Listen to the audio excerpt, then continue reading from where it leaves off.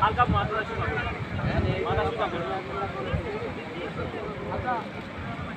ভাই আপাতত এক বাজাই হোক পরে জায়গায় জায়গায় তুলবো না